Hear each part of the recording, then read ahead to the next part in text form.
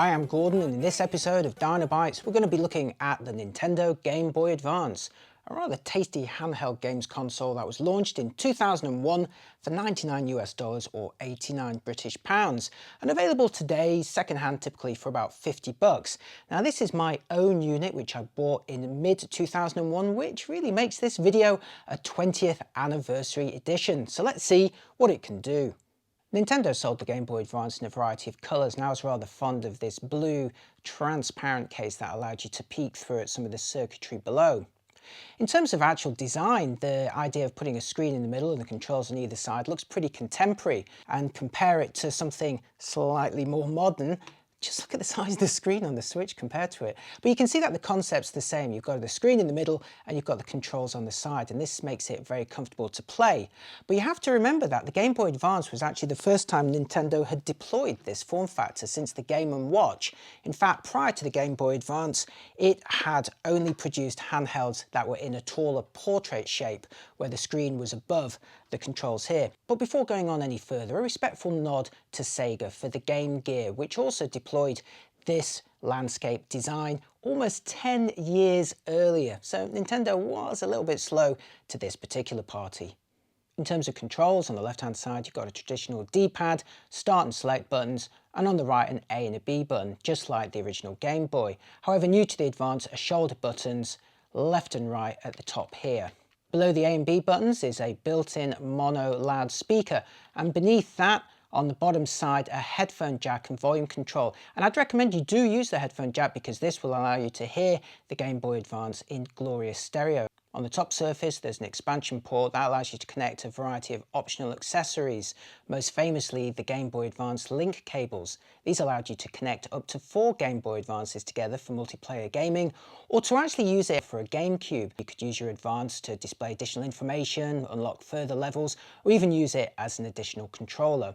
And then next to this, the cartridge port. The Game Boy Advance was powered by just 2 normal AA batteries. Now Nintendo quotes up to 15 hours of gameplay on those 2 standard AA batteries, which is pretty impressive stuff for a colour screen.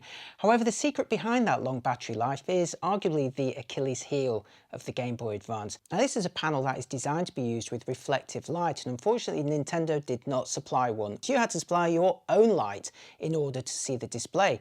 And that meant playing the Game Boy Advance either by a window with some very bright daylight coming in from it, or directly underneath some bright lights, as I'm doing right now. And if you get the angle just right, the screen looks pretty clear, but if you just angle it slightly in a different direction, the picture virtually disappears. However, that in turn is what allowed it to consume so little power and last so long on batteries.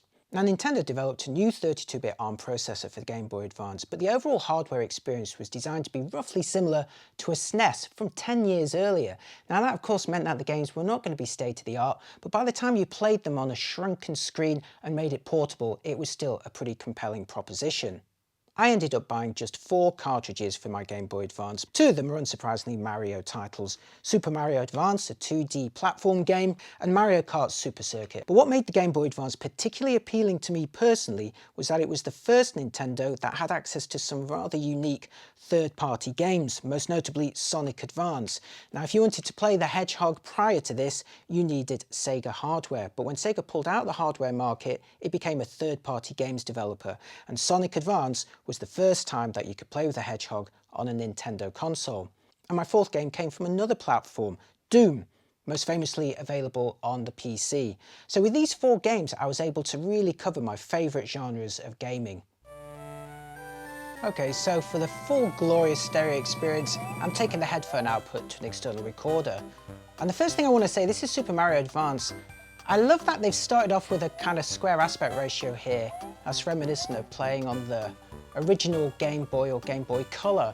But then this later expands to fill the full width of the screen, kind of like a grand reveal in The Wizard of Oz, or more recently in WandaVision. Look at that! That's such a nice, it's almost cinematic, isn't it? And I'm angling the screen very carefully so that you can see it, but again, what I can see is very, very different. So please forgive me if my gameplay suffers as a result, but get that light right. The colours look great, don't they? Let's go. Okay, choose a game. We can play Super Mario 2 or Mario Brothers. I think I'm going to go for Super Mario 2. And you can actually save your position, but let's start fresh. Choose a player. Okay, we got Mario, Luigi, Toad, and Peach. Let's see how Toad's gonna get on. Okay, he says.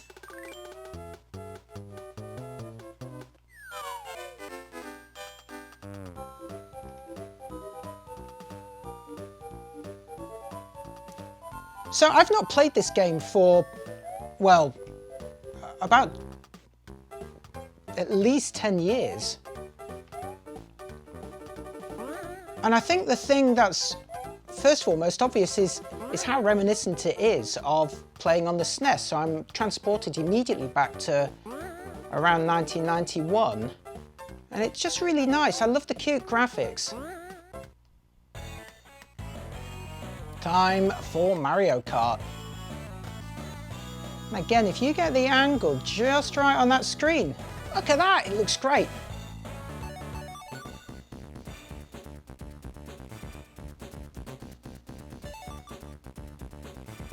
Let's keep it simple because it has been a long time since I've played this version. So we've got a bunch of different characters to play with. I feel like maybe I should stick with Toad. Okay. Now, I am somewhat used to playing the Switch version of Mario Kart at the moment, so let's see how this compares.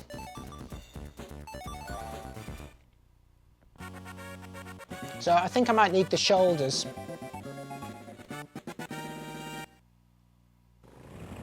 And not only am I being careful to angle the screen, I've also got a slightly dodgy headphone jack.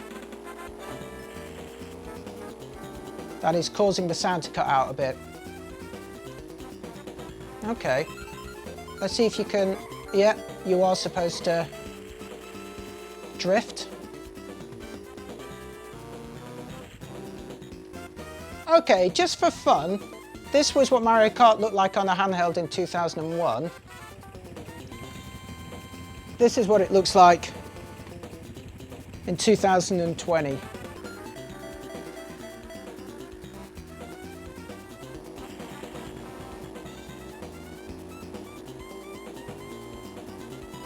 Okay, now for something really special.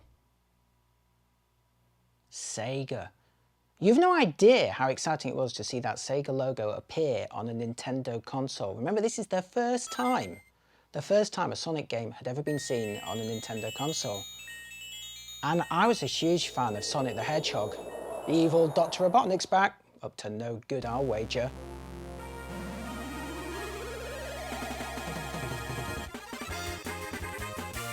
Yeah, it's looking pretty good. Again, I've not seen this for a very long time.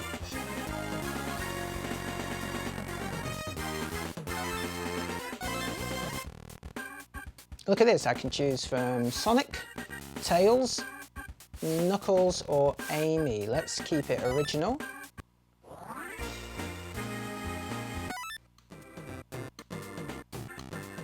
Now, the thing I always really loved about Sonic is that even if you've never played it before, you can just hold your finger down on the right-hand button and do pretty well.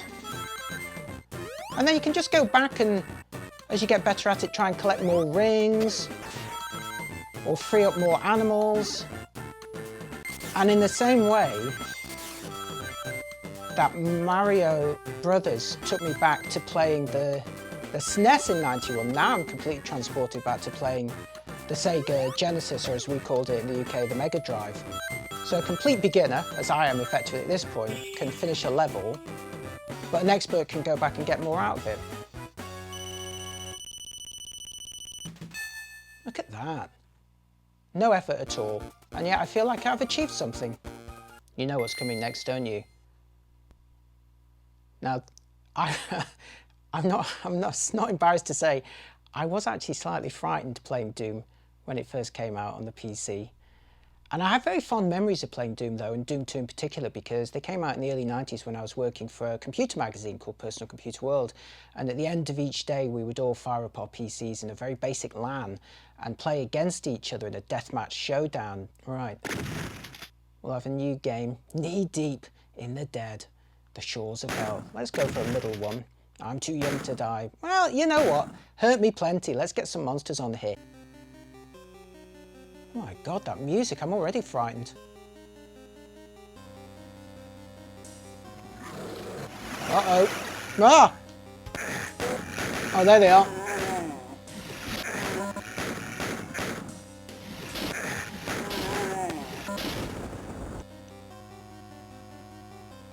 Oh dear. These monsters were really scary. And I hated the little sounds of them. Especially that one which was a bit like Peppa Pig when it would oink. Anyway, you get the idea. I'm going to have nightmares after that. Okay, so these are the original size Game Boy Advance cartridges, and this is an older style Game Boy Color cartridge, considerably larger, but the same width, physically and electrically compatible. What this means is that you can play them on the Game Boy Advance, although they do somewhat stick out the top. I mean, that's not very elegant, is it? But let's play this. This is Bomberman, I think, on the Game Boy Color. And what you can do is actually alternate between aspect ratios.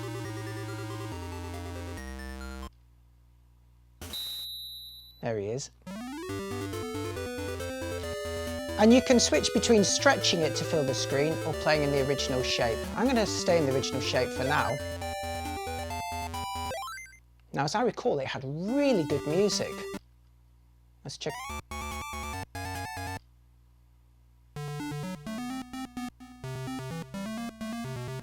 I listen to music like this today. Sounds like something Orbital would do.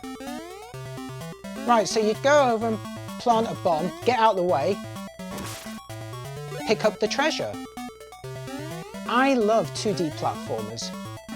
They are my favourite genre. Oh. Oops.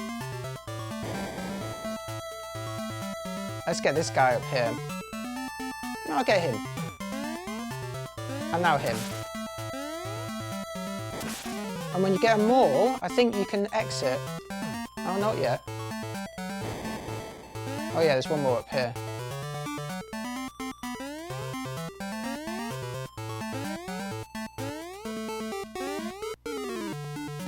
It all went downhill when we went to 3D, in my view. There we go.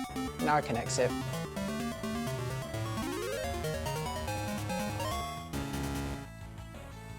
Well, I was pretty impressed by that. It's been quite a few years since I've switched on the Game Boy Advance, but I think it holds up pretty well. Some of those games were very, very playable, particularly the 2D platformers. But the screen was the Achilles heel of the Game Boy Advance. Nintendo knew it, and so for its successors, it decided to try and resolve those screen issues. So 2 years later, in 2003, Nintendo introduced the clamshell-shaped Game Boy Advance SP.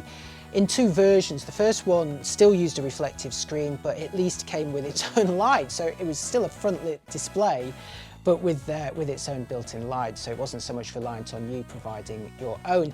Nintendo then followed that up with another version with a backlit screen, and for me and most Game Boy Advance enthusiasts, that was the best quality screen, but again, this form factor remains the favourite of many gamers. Nintendo did return to this kind of shape with the Game Boy Micro, but in a much smaller, more compact version that unfortunately was no longer compatible with original Game Boy or Game Boy Color cartridges.